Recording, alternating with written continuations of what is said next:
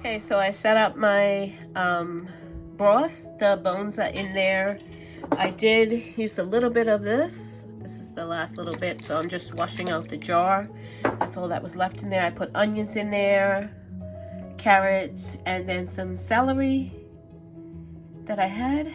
And yeah, I'm gonna let this go on low overnight. Okay, so here's my broth. I let it go a lot longer than I would normally. I usually do overnight. Sometimes I do 24 hours, not typically, but this time I let it go even longer than that. And I did let it cool off a little bit this morning because it was piping hot. And I would say it's going about 30 hours or so. So not, I've seen people say they do it for like 48 hours, but because this bone was, I want to say, used twice, that's why I let it go longer than I typically would. I'm just going to stir it up, and it's nice and dark and rich, even though the bones I started off with weren't truly used twice, I'll say. I don't know. I want to try to pick up a bone here so I can show you what it looks like now. That hopefully it's gotten all the nutrients and everything out. Broken down quite a bit, so hopefully it's got all the nutrients and everything out of it. I think this is as long as I'm going to go, and I'm going to start getting it ready. I've already started, set up my crock pot. No, that was my crock pot. Already set up my pressure canner, and I've got my jars in here warming up because I have one broth. I want 1 jars and a warm canner. So I'm going to get to straining this and get it canned up.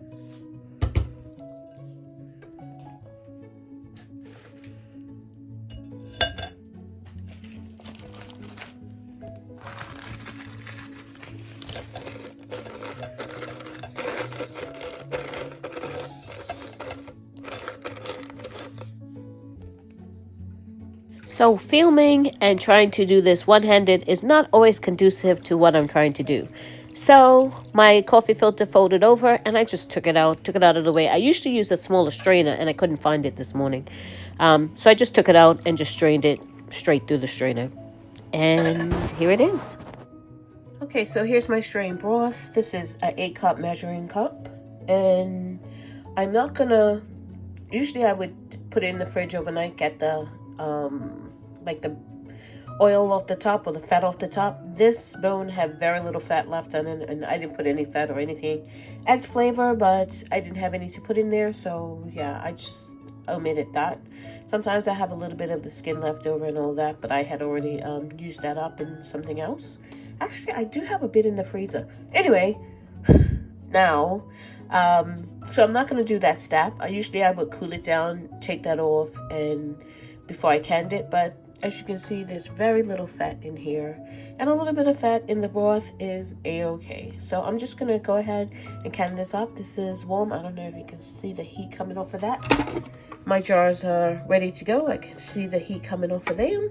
So I'm just gonna start jarring this up. I know a lot of people say you don't need to do this, but I do it anyway. I heat my lids up. There's a little bit of vinegar in there, and I'm putting some, not boiling hot water, but some warm water over them to let them soften up while I fill my jars. Okay, I've got my clean and sanitized jars. People also say you don't have to do that if you're pressure canning. I always do. I don't understand the practice of using even brand new jars out of the package straight from the store and just using them to put your food in. You don't know what machinery they put on there. You don't know, who handled them. How long they've been in somebody's storeroom, what bugs essentially have crawled over them. Yeah, I'm not one to just use things right out of the package like that. I'm seeing people use the lids right out of the package. No, not me. So I'm doing to 1-inch headspace, and I'm going to fill up the rest of these. I am using a funnel. I would have just used the measuring container. Not really a cup. I don't know, measuring pitcher. But I know me, I will spill a whole lot of this on the counter trying to get it into the jar. So I'm using a ladle, my canning funnel, and I'm not spilling a bit. Okay, I just wanted to show you that before I even started to jar it up, I actually tasted it to see if it needed anything, any salt or anything like that.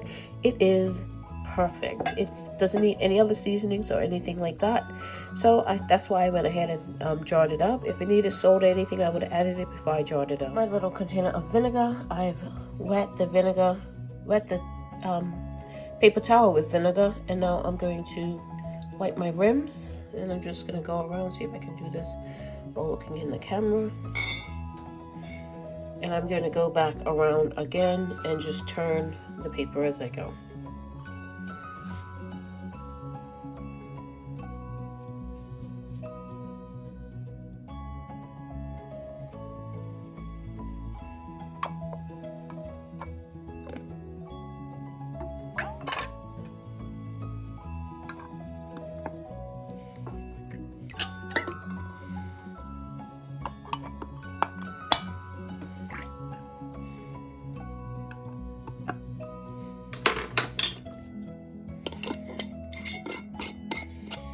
I'm gonna do that to fingertip tight. And that's all you do that.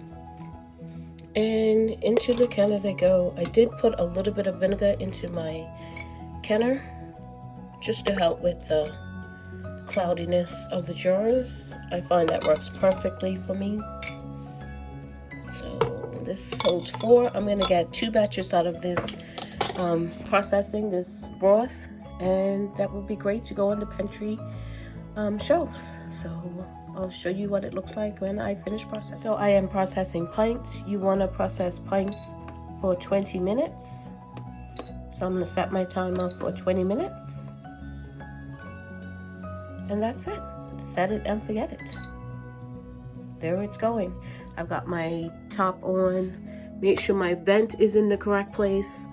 And now I can just leave it, walk away. That's why I like this electric canner. You can set it for your time. It will not do all altitudes, so you have to make sure it will work in your altitude. And yeah, I can walk away and do other things. I don't have to baby it like my Presto canner where I have to watch the pressure gauge and try to set the heat for it and all that, and make sure it doesn't go below the correct temperature for what I'm processing. But this one, I love it. I can set it, walk away, and come back when it's done.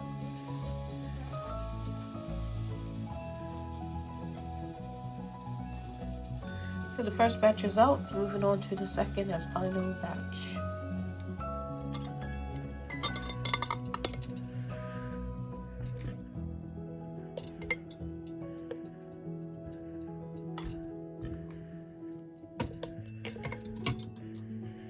So the last of the jars are coming out of the canner, and as you can see, I had no siphoning, which I struggle with. It's basically how I tighten up the jars.